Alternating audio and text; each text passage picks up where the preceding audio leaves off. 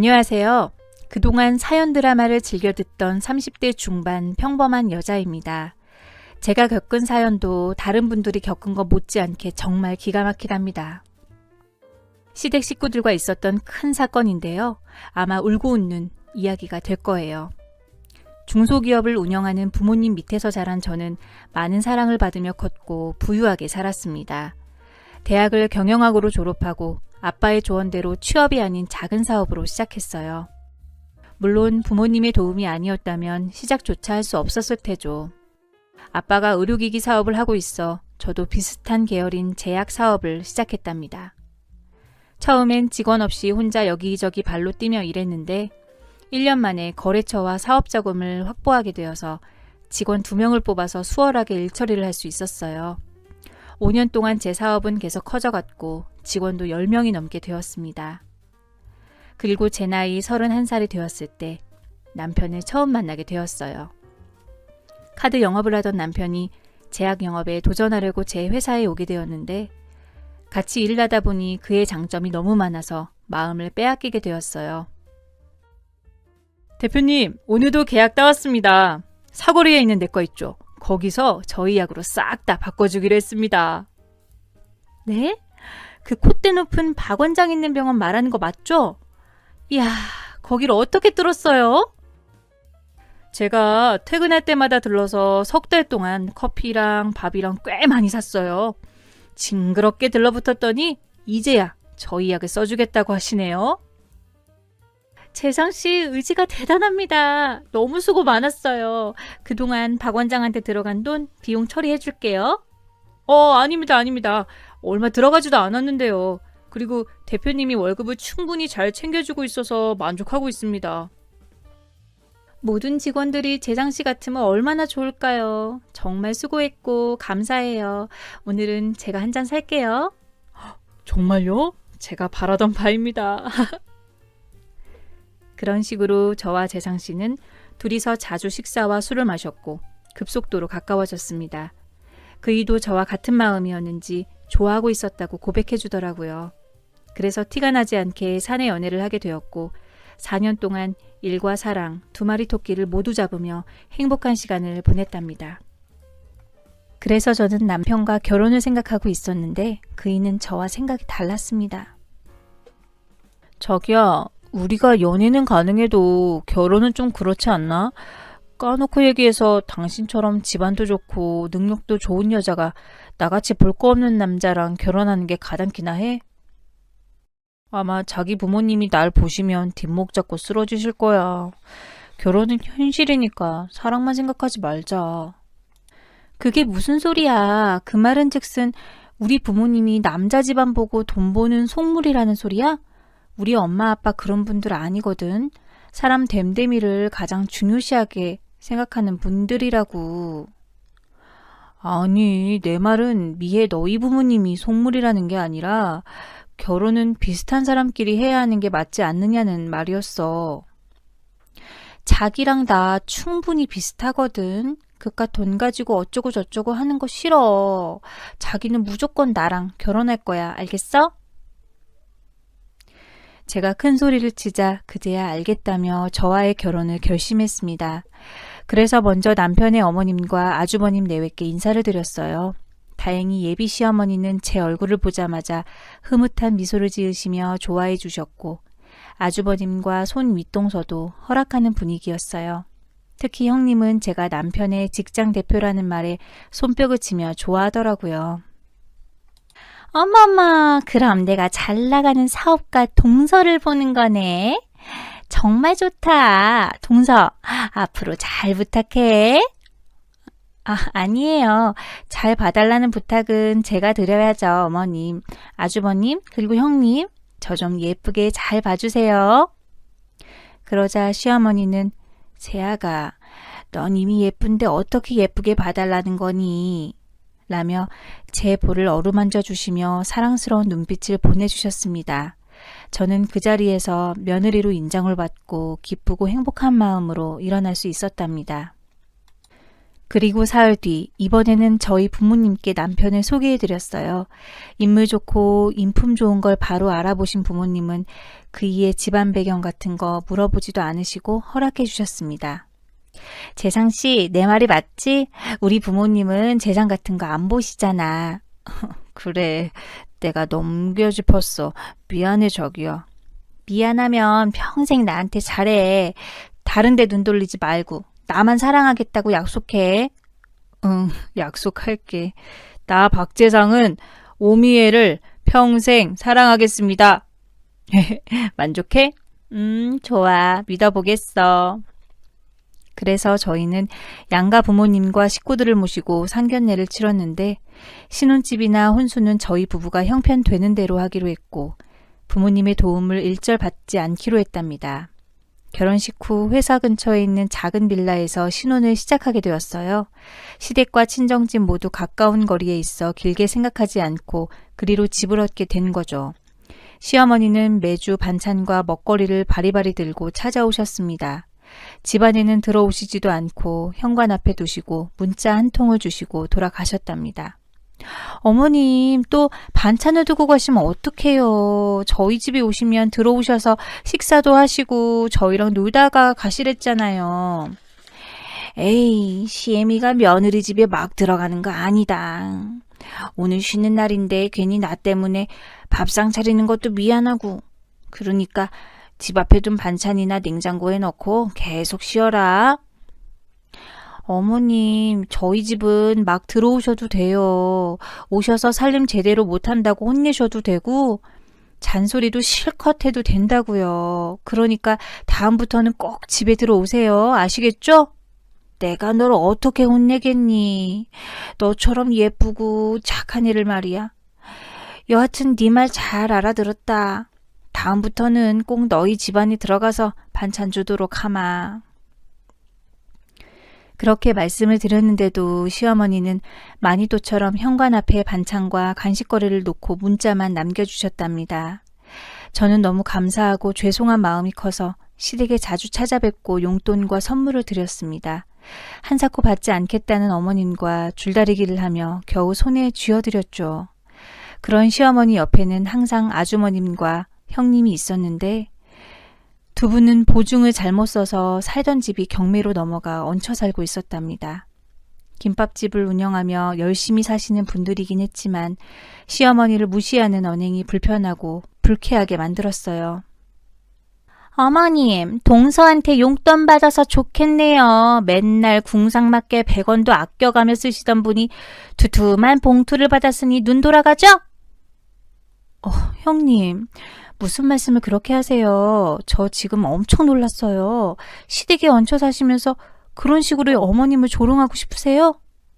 아니, 나는 짠순이 시어머니가 돈 생겨서 좋겠다고 말한 것 뿐이야. 여기서 제가 한마디를 더했다가는 싸움으로 번질 것 같아서 아무 말도 하지 않고 넘어갔습니다. 그런데 일주일 뒤 제가 시어머니께 선물했던 가디건을 형님이 걸치고 있더군요. 형님, 그 가디건 제가 어머님께 선물한 건데. 아, 어머님이 마음에 안 드시나 봐. 한 번도 입지 않으시길래 내가 좀 걸쳐봤어. 동서, 내가 빼앗아 입었을 거라 생각하고 화내려는 거야? 아니요. 그냥 물어본 거예요. 잘 어울리시는데 계속 입으세요. 동서가 봐도 그렇지? 내가 옷걸이가 좋아서 무슨 옷이든 잘 봤거든. 어때? 백화점 마네킹이랑 별 차이 없어 보이지? 네, 마네킹이나 사람이나 똑같이 팔다리가 있으니까 별 차이 없죠. 지금 비꼬는 거야? 동서가 시어머니한테 선물한 옷 좀 입었다고? 치사하다. 벗으면 될 거 아니야? 아니에요. 잘 어울리니까 계속 입으세요. 어머님께는 새로 선물해드리면 돼요. 형님과 조금의 갈등이 있었지만 대충 넘어가고 시어머니 방에 가서 옷이 마음에 들지 않으셨냐고 여쭈었더니 아까워서 입지 않으시고 아껴두신 걸 형님 멋대로 꺼내서 입었다고 하셨습니다. 결혼 전 남편이 아주버님 내외가 빈대 같고 거지 근성이 조금 있다고 전했었는데 그 말이 정확하더라고요. 그래서 전 시어머니를 직접 모시고 백화점으로 가려는데 형님이 따라오시더군요. 나도 따라가서 아이 쇼핑이나 해야겠다. 괜찮지, 동서? 아, 네, 그러세요. 쇼핑 따라가서 짐을 좀 들어주면 동서가 티 쪼가리라도 하나 사주려나? 형님의 태도에 정남이가 떨어졌지만 시어머니가 옆에 계셔서 애써 미소를 지었습니다. 그리고 시어머니의 머리부터 발끝까지 풀로 고가의 옷과 신발을 사드렸어요. 역시나 시어머니는 안 받겠다고 거부하셨지만 제가 고집을 꺾고 모두 선물했답니다. 그러자 형님은 뿌르퉁한 표정을 지으며 좋은 분위기를 망치더군요. 저는 기분 좋게 백화점을 나가고 싶어 억지로 지갑을 열어 형님에게 블라우스 한 장을 사드렸습니다. 우리 집안에 사업가가 들어오니 좋긴 하네. 잘 입을게, 동서. 어머님, 오늘 완전 행제하셨네요. 동서가 아니면 어머님이 이런 옷을 입을 기회가 있겠어요? 노숙자들이 입을 법한 옷만 입고 다니시다가 신데렐라가 되셔서 아주 잘 됐어요. 축하드려요, 어머님. 그니야, 내가 아무리 해진 옷을 입고 다닌다고 해도 말을 그렇게 하면 어쩌냐. 네가 나한테 옷 한 장 사주면서 그런 말을 하는 것도 아니잖니. 아니, 왜 발끈하고 그러세요? 그냥 사실이 그렇다는 거잖아요. 어쨌든 오늘 하루는 동서 덕분에 아주 잘 보냈네요. 동서, 자기가 우리 집 복덩어리야. 앞으로도 자주 이렇게 쇼핑 나오고 하자. 형님은 시어머니에게 자주 무시하는 발언을 했고 돈을 쓰는 저에게는 온갖 압으로 떨었습니다. 만약 친구로 만났다면 기피 대상 1호였을 겁니다. 아주버님 내외만 아니면 제 결혼 생활은 완벽했어요. 시어머님도 남편도 너무 훌륭하고 된 사람이어서 바랄 게 없었답니다. 형님은 제가 속으로 밉다 하니까 아주 확 딱지 나는 짓을 하더군요. 제가 시댁에 찾아가면 시어머니가 잠시 자리를 비우셨을 때 시어머니 욕을 심하게 해댔습니다. 아이고, 어머님 옷이 고생이다. 동서가 사준 귀티 나는 옷을 입었는데도 어쩜 저렇게 싸구려처럼 보이냐? 이래서 패션의 완성은 얼굴이라는 말이 나온 거지. 동서가 봐도 그렇지. 어머니 말고 너무 못생기지 않았어? 어떻게 저런 엄마 밑에 내 남편하고 서방님이 나왔는지 모르겠다니까. 게다가 가진 것도 꼴랑 이 손바닥만한 낡은 아파트가 전부라고. 우리가 보증만 잘못 서지 않았다면 이런 냄새나는 더러운 집에서 지내는 게 아닐 텐데. 아휴, 어머니 볼 때마다 한숨만 나온다. 형님, 진짜 너무하시네요. 어떻게 어머님에 대해서 그렇게 말씀하실 수가 있어요? 오갈 데 없는 아주버님과 형님을 받아주셨으면 매일 엎드려 절하고 업고 다니셔도 모자랄 판은 아닌가요? 또 어머님 얼굴이 어떻다고 얼굴 평가하는 것도 못 들어주겠어요. 그런 건 중학교 일진들이 하는 짓 아닌가요?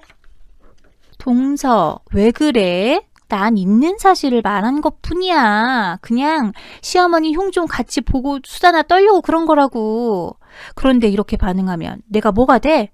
자기가 어머님 딸이라도 되는 거야? 형님, 어머니가 누군가에게 욕을 먹고 있다고 생각해 보세요. 좋으시겠어요? 저라면 저희 엄마 욕하는 년이 있으면 머리채를 잡고 흠친 패버릴 것 같은데.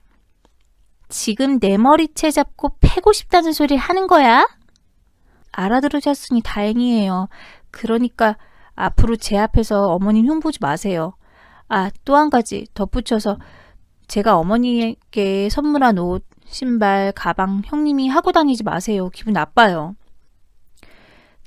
치사해서 안 입는다. 나는 동서랑 더 가까워지고 싶어서 그런 건데 날 아주 이상한 사람으로 만드네. 대한민국 며느리 아무나 붙잡고 물어봐라. 뒤에서 욕하는 건 기본이라고. 안 그런 며느리들도 많아요. 더 이상 말하기 싫으니까 말씀 그만하세요. 제가 선을 긋고 고개를 돌려버리자 그제야 수다쟁이 형님이 입을 다물었습니다. 그렇게 쐐기를 박아두었더니 다음부터는 제 앞에서 시어머니 흉을 보지 않았고 시어머니의 옷에도 손을 대지 않더라고요. 하지만 형님은 저에게 옷 한 벌이라도 얻어입을 욕심이 있었는지 계속 친절하고 살갑게 대해주셨습니다. 이렇게 형님의 불편한 소리를 듣지 않게 되자 마음이 편해졌고 시댁에 다녀오면 기분 나쁜 게 하나도 없어 좋았답니다. 그렇게 평화롭게 결혼 생활을 이어가는데 생각지도 못한 일이 벌어지고 말았습니다. 친정아빠가 심정지로 갑자기 돌아가셨다는 소식을 들었는데 처음엔 믿기지가 않았어요. 다른 사람을 아빠로 착각했겠지라는 마음으로 병원 영안실로 갔는데 분명한 친정아빠가 차가운 은색 철제 침대에 누워 계셨답니다. 엄마와 저는 실신하고 말았고 저와 함께 온 남편마저 주저앉고 오열했어요. 정신을 차려보니 제가 아빠 영정사진 앞에 앉아있더라고요.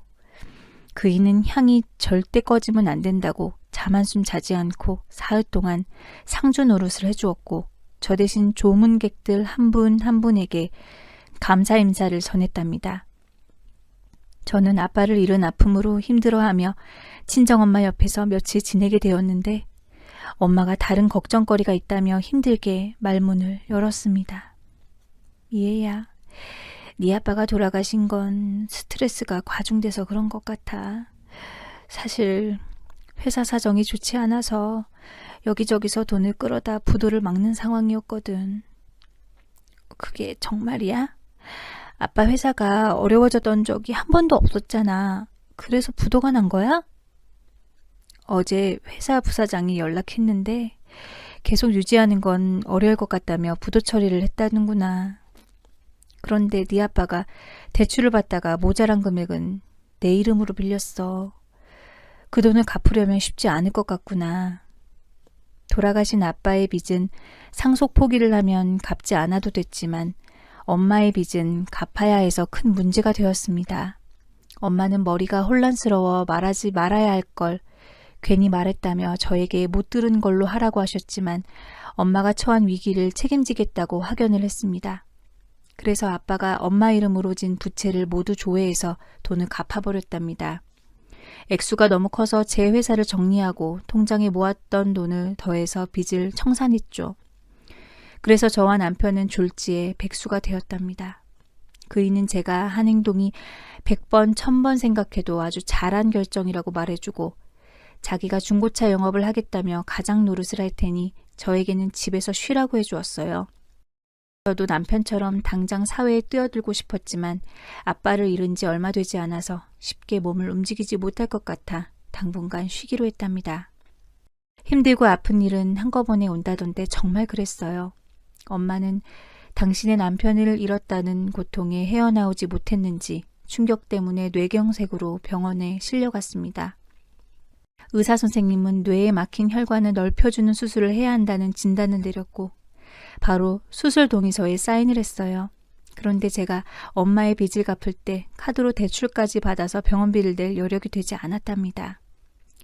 간호사가 빨리 수납을 해야 수술을 진행할 수 있다고 해서 발을 동동 구르며 누구에게 손을 내밀어야 할지 곰곰이 생각해 봤어요.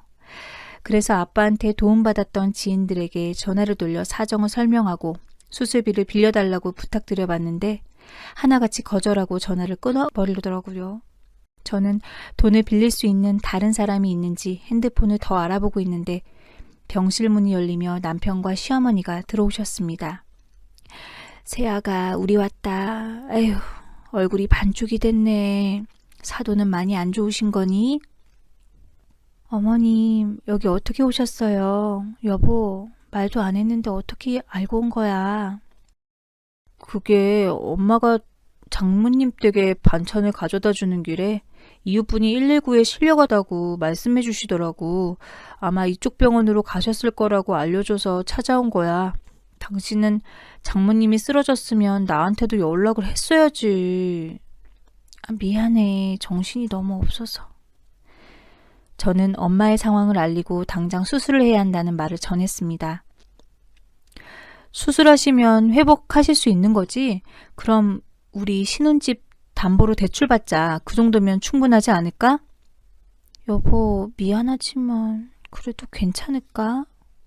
당연하지. 장모님 수술해서 낫게 해드리려면 집이 아니라 내 몸이라도 팔 수 있다고. 그러니까 너무 걱정하지 마. 고마워 여보. 그럼 빨리 좀 대출 받아오면 안 될까? 다음 주가 수술이라 빨리 병원비랑 수술비를 수납해야 돼. 알겠어.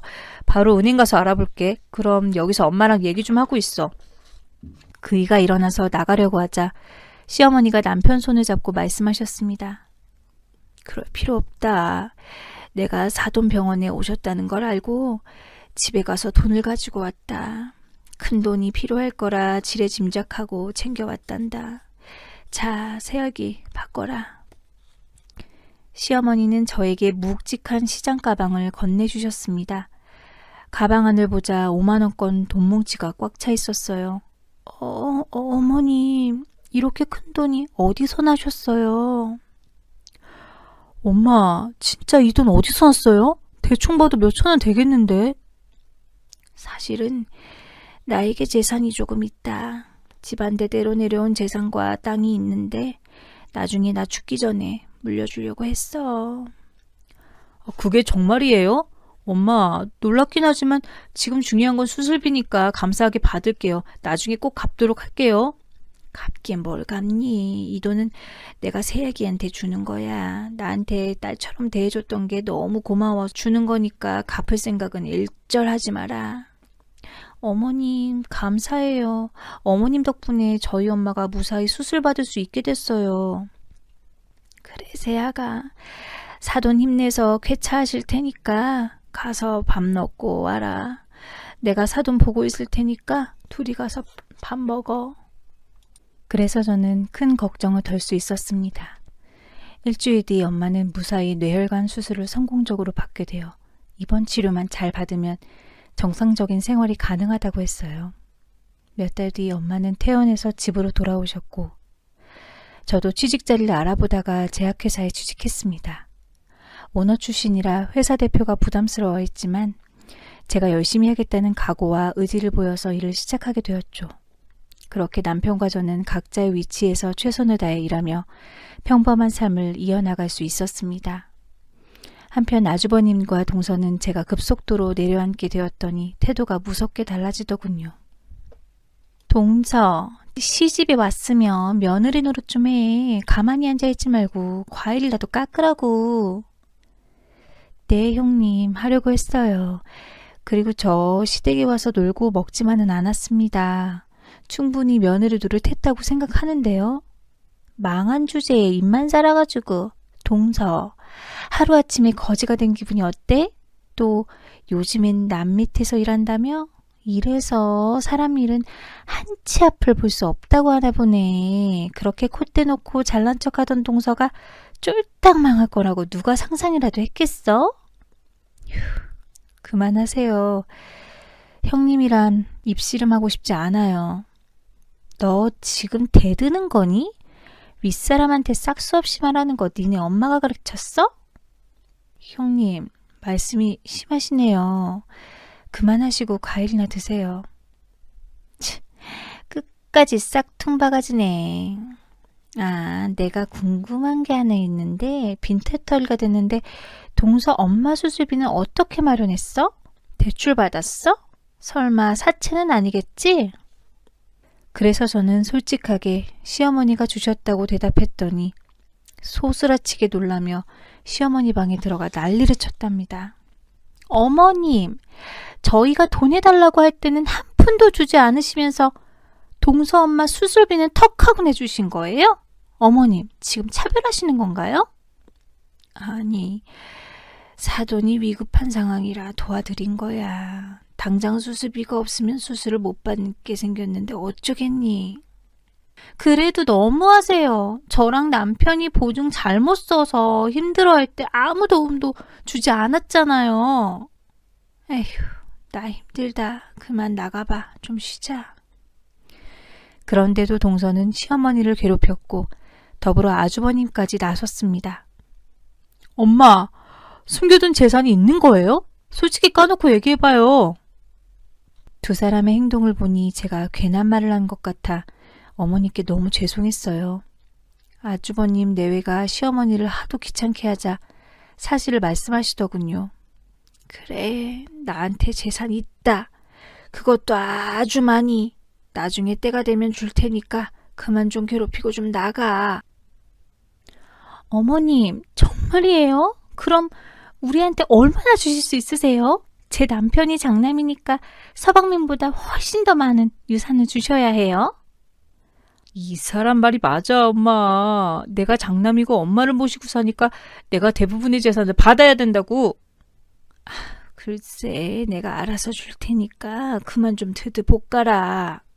그러자 아주버님 내외는 미소를 찾고 시어머니 방에서 나왔습니다.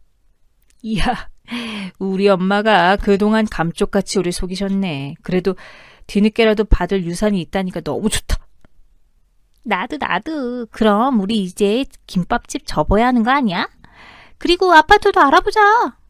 좋아, 까짓 거 안 될 게 뭐가 있겠어. 오늘 로또 맞은 날이니까 나가서 파티나 하자.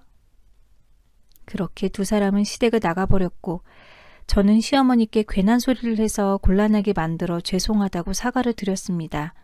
하지만 괜찮다고 하시며 언젠가 이런 날이 올 거라 예상하고 계셨다고 하셨어요.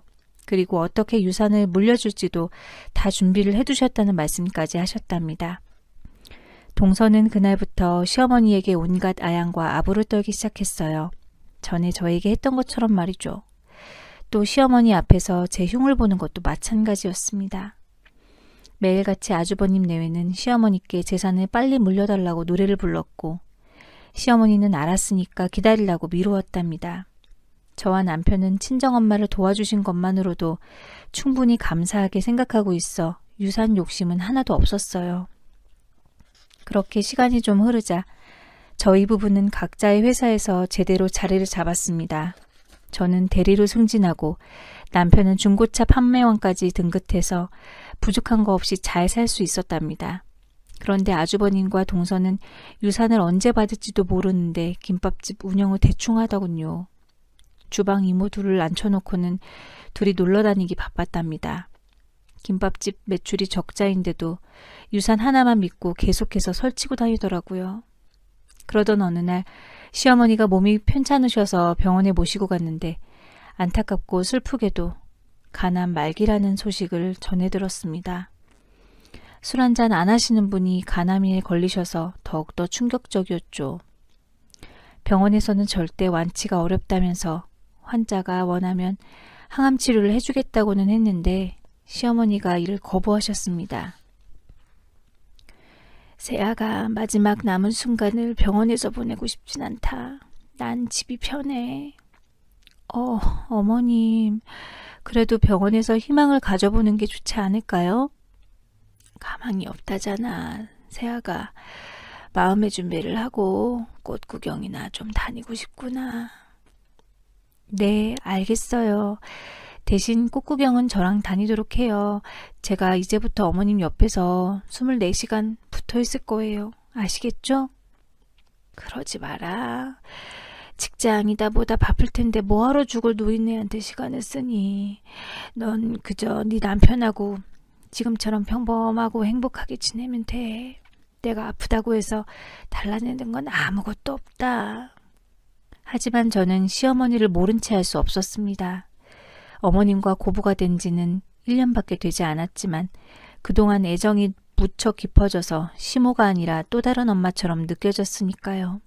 그래서 남편과 퇴근하면 매일 시댁에 가서 말동무도 해드리고 주말에는 시어머니와 꽃 구경하러 많은 곳을 돌아다녔답니다. 만약을 대비해 항상 근방에 병원이 있는지 일일이 확인하면서 말이죠. 더불어 저는 직장의 사정을 말하고 휴직을 하게 되었고 시어머니를 24시간 돌봐드렸답니다. 말기암이시긴 하지만 식사도 잘하시고 화장실도 잘 가셔서 특별히 힘든 일은 없었습니다. 그런 와중에 아주버님 내외는 뭐가 그리 좋은지 매일 놀러 다니는데 정신이 없어 보였습니다. 곧 돌아가실 어머니에게서 유산 물려받을 생각에 들떠 있었던 거죠. 그러다 시어머니가 몸이 불편해지셔서 식사도 못하시고 몸을 거의 움직이지 못하기 시작했습니다. 저는 옆에서 참 많은 눈물을 흘리며 시어머니가 하루라도 더 사시길 간절히 기도했어요.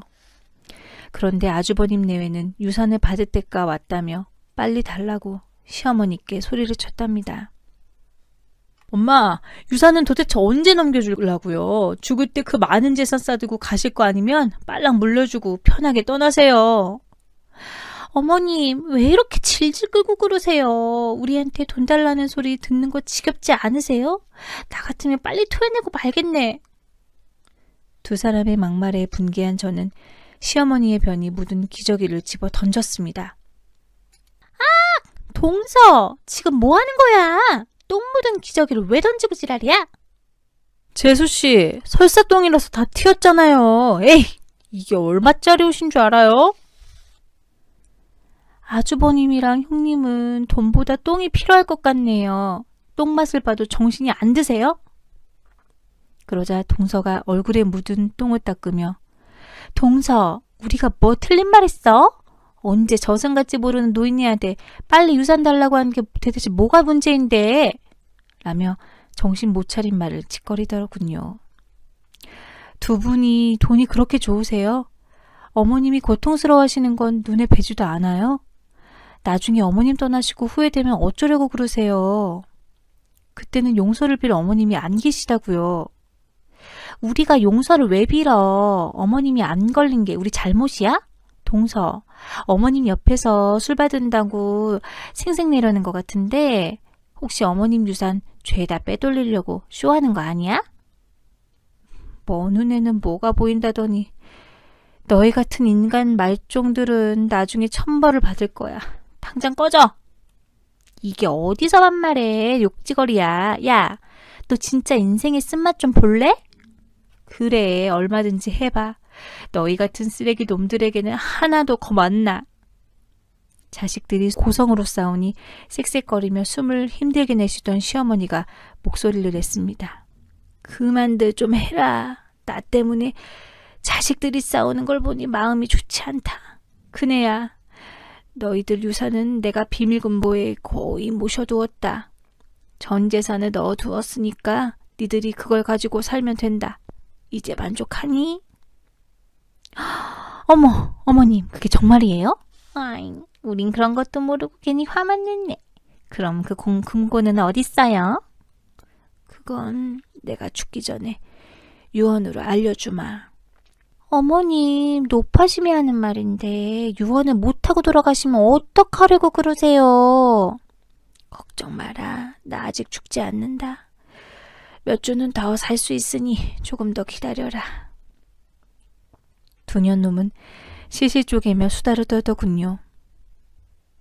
알겠어요. 여보, 우리 이제 김밥집 팔자. 그 돈으로 명품 쇼핑이나 실컷 하고 오자구. 좋지. 지겨운 김밥집 언제 정리하나 했는데 드디어 때가 왔네. 엄마가 전 재산을 우리한테 준다니까 그까짓 김밥집은 싸게 팔아버리자. 우리 이제 부자로 사는 거야? 너무 좋다 여보. 골프나 한 게임 치러 갈까? 그거 좋은 생각인데. 비싼 골프제를 묵혀두면 곤란하지. 어서 가자. 그리고 몇 주 동안 시어머니 곁에서 지켜보는데 이제는 정말 떠나실 때가 된 것 같았습니다. 허공에 대고 혼잣말을 하시기도 했고 꿈에서 저승사자가 나타났다는 말씀도 자주 하셨답니다. 남편과 저는 마지막으로 시어머니께 좋은 구경을 시켜드리고 싶어서 꽃가게에 있는 꽃들을 100만 원어치 사서 어머니 방을 꾸며드렸어요. 너무 예쁘다 새아가. 색색의 꽃들이 날 반기는구나. 이런 기분이라면 천국에 가겠는걸. 어머님은 워낙 선하시고 좋은 분이셔서 분명히 천국에 가실 거예요. 그래, 이시애미를 그렇게 봐주니 고맙구나. 새아가, 이제 슬슬 유산 이야기를 해야겠다. 큰애들 불러주거라. 어머님.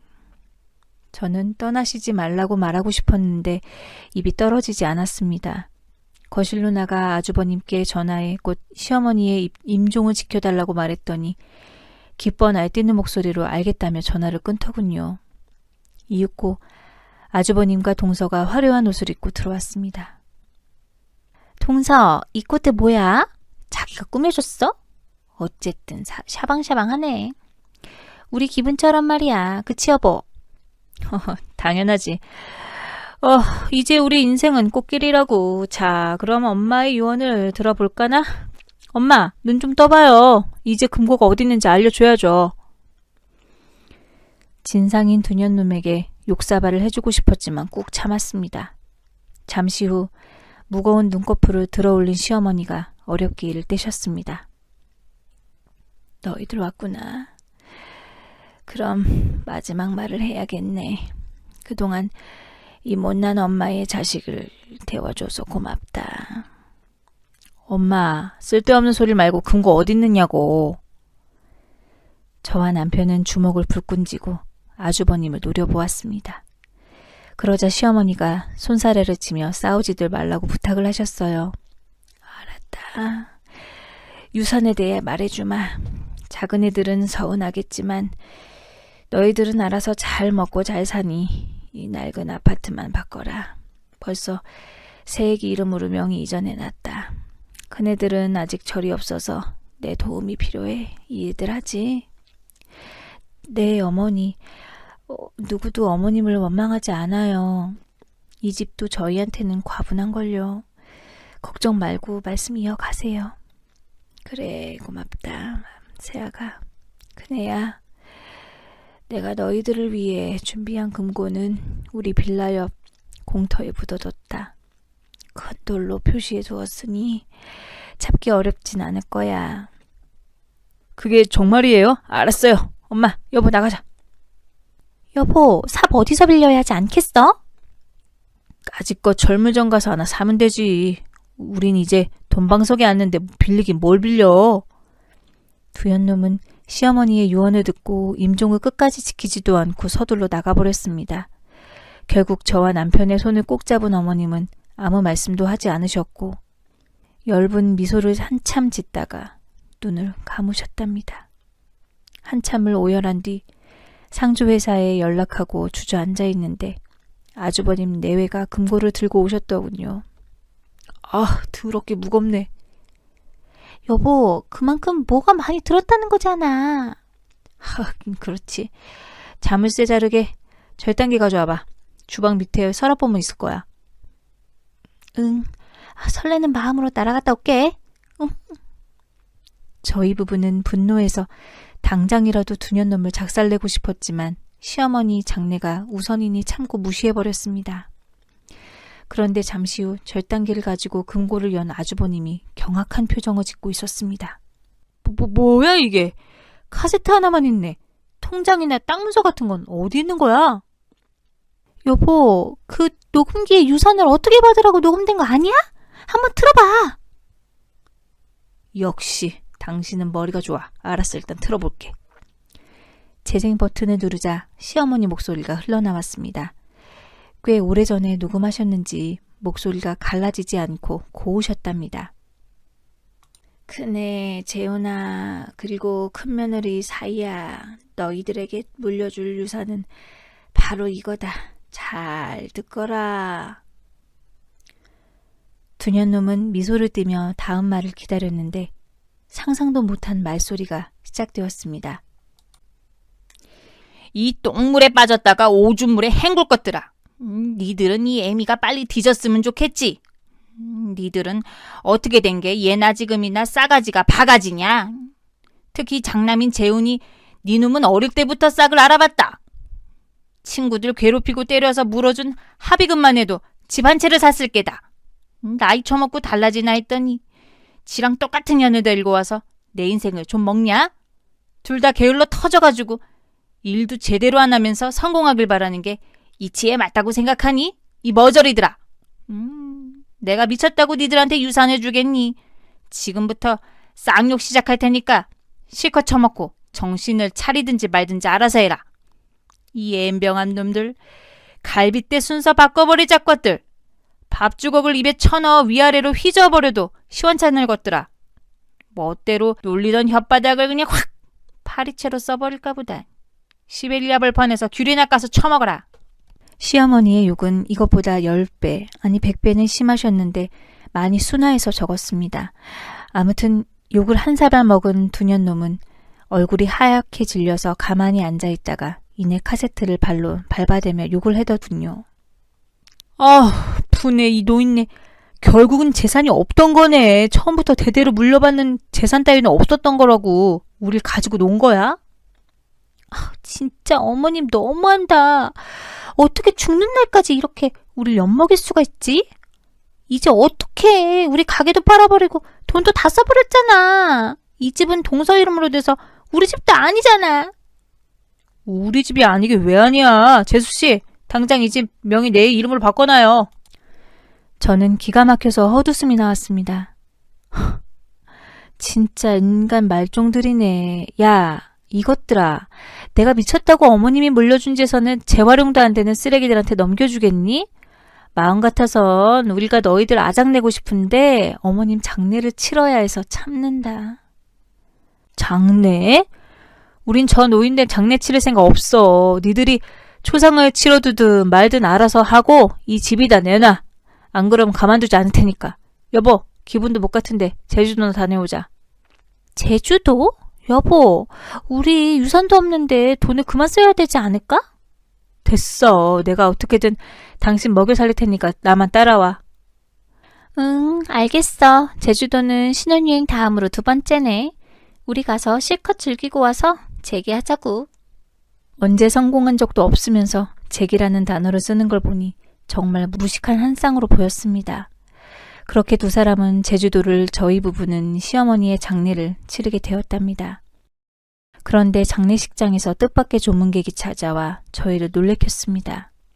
시어머니의 변호사였어요. 저희 부부에게 유산을 상속하겠다고 왔는데 유산 목록이 어마어마했답니다.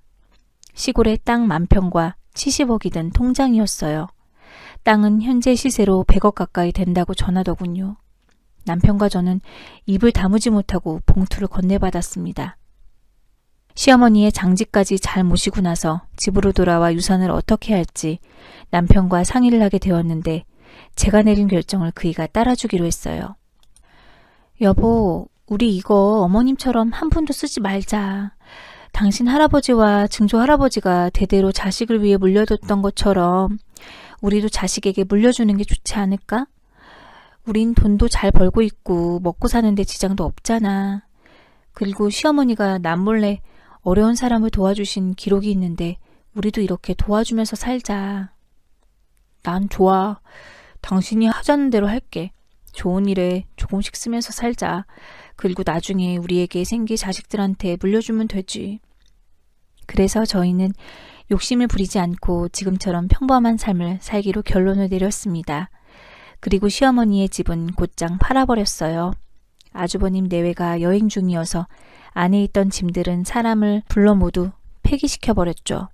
그러자 두년놈은 한바탕 난리를 치긴 했지만 법적으로 어쩔 방법이 없어 떨어져 나갔답니다.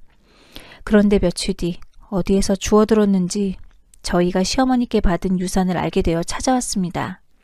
재상아, 재수씨, 얘기 다 들었어요. 그 많은 재산을 둘이서만 가질 생각은 아니지? 우리랑 공평하게 반반 나누자. 뭐? 재산을 반반으로 나누자고? 엄마 장례도 치르지 않은 천하의 나쁜 놈에게 내가 왜 그런 돈을 줘야 하지? 난 죽었다 깨어나도 우리 돈을 두 사람에게 10원 한 장 주지 않을 거야. 그리고 엄마한테 했던 행동과 말들 모두 잊지 않고 끝까지 용서하지 않을 거야. 두년놈은 다급해졌는지 무릎을 꿇고 구걸하기 시작했습니다. 재상아, 형이 이렇게 부탁할게. 우리 지금 지하방에서 지내고 있어. 100억이 넘는 재산이 있는데 우리가 이렇게 살 필요는 없잖아. 절반이 아니더라도 먹고 살 만큼만 좀 챙겨주라. 욕심 안 부리고 30원만 받을게. 아직도 정신을 못 차렸구나. 너 같은 놈이 내 형이라니. 아니지, 이제 더는 형이 아니야. 엄마도 안 계신데 너 같은 놈이랑 형제로 더 지낼 필요가 있겠어? 둘 다 당장 꺼져. 하지만 두년놈은 쉽게 일어나지 않아서 경찰을 불러 쫓아냈답니다. 그리고 또 찾아오지 못하게 다른 곳으로 이사를 떠나서 새로운 둥지를 틀었어요. 그래서 지금 아주버님 내외는 아직도 지하방에서 살며 제대로 일도 하지 않고 있답니다. 저희가 화가 풀리면 돈을 줄 거라고 믿고 있는 것 같았죠. 그런데 저희는 절대 시어머니의 유산을 그런 쓰레기들에게 베풀어줄 마음이 손톱만큼도 없어요. 저희 부부는 여전히 회사를 다니고 있습니다. 사업할 생각은 일절하지 않고 일하는 만큼 벌어서 정직하게 살고 있어요. 가끔 시어머니의 유산이 탐날 때가 있긴 하지만 아직은 건들지 않고 있습니다. 지금까지 제 아주버님과 동서에 엮였던 이야기를 몇 자 써봤는데 여러분이 들어도 진짜 나쁜 사람들이죠? 다 같이 혼 좀 내주셨으면 좋겠네요. 재밌게 들어주셨으리라 믿고 저는 그만 물러가겠습니다.